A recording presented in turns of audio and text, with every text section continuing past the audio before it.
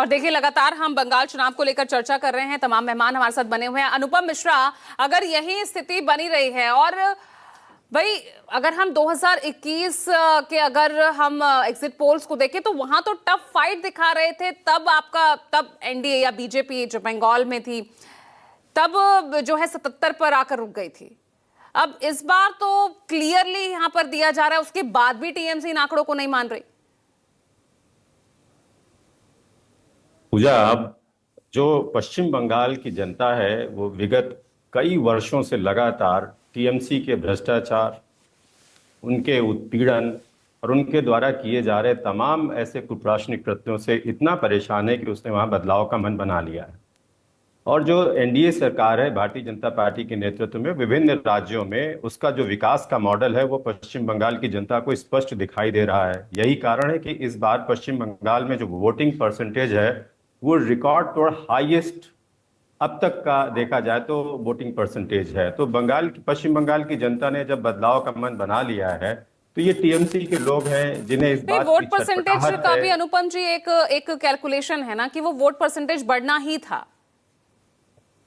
नहीं, वो बढ़ना था। क्यों ये बढ़ना था? आकलन तो ये पहले से ही था कि ये बढ़ेगा ही। क्यों बढ़ेगा? मेरा आपसे काउंटर क्वेश्चन है कि क्यों बढ़ेगा? बढ़ेगा वो इसलिए बढ़ेगा कि अगर 100 में से 20 अगर वोट अगर कट जाते हैं तो वोट देने वाले तो जो पहले 80 थे वो 80 ही रह गए ना। वोट देने वालों की तो संख्या बरकरार है।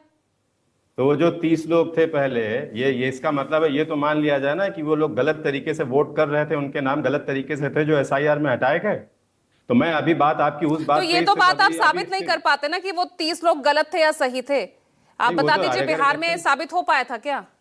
अगर इलेक्शन कमीशन एक कार्य कर रहा है, एक संवैधानिक संस्था है जिसको जिम्मेदारी दी गई है, वो नहीं, इलेक्शन कमीशन को लेके कोई सवाल नहीं। आपने यहाँ पर सवाल किया ना कि वो 30 लोग तो गलत थे।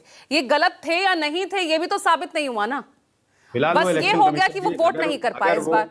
बंगाल में तो यही हुआ। पूजा जी, यदि वो वोटर लिस्ट में फिलहाल नहीं है तो वो गलत ही माने जाएंगे।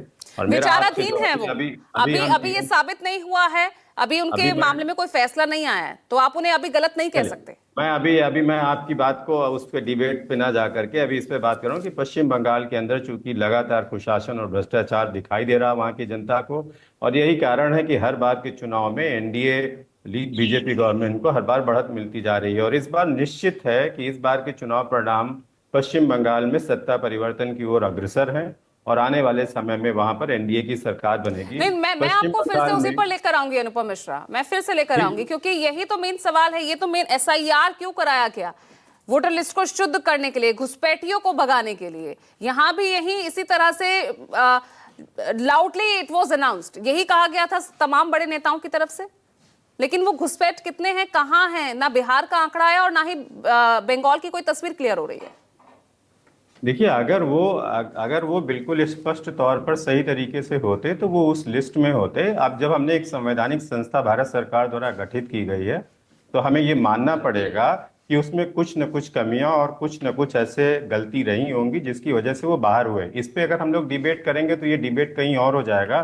मेरा अभी आपसे, क्योंकि इससे पहले भी इस एसआईआर पे हम लोग बहुत सारी डिबेट्स कर चुके हैं। नहीं तो टीएमसी तो कह रही है ना कि आपने लेवल प्लेइंग फील्ड आपने दिया ही नहीं है, तो चुनाव तो आपके पक्ष में ही जाएगा फिर।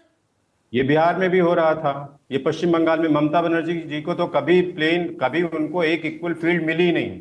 वो तो हमेशा इस बात, अगर वो जीत जाएंगी तो उनका शासन बढ़िया था, उनकी कार्यप्रणाली अच्छी थी। यदि वो ये हारेंगे तो ये ईवीएम में दोष है, चुनाव आयोग मिला हुआ है, भारतीय जनता पार्टी सारे हथकंडे अपना रही है। This is not the way. तो कल क्या हुआ? क्यों रोका गया ममता बनर्जी को अंदर जाने से? अगर दे वर इनवाइटेड कि वो आगे इस प्रक्रिया में हिस्सा लें तो क्यों उनको रोका गया फिर? अगर कोई संवैधानिक संस्थाएं बनाई गई हैं इस मुल्क में तो आपको उनका सम्मान करना पड़ेगा।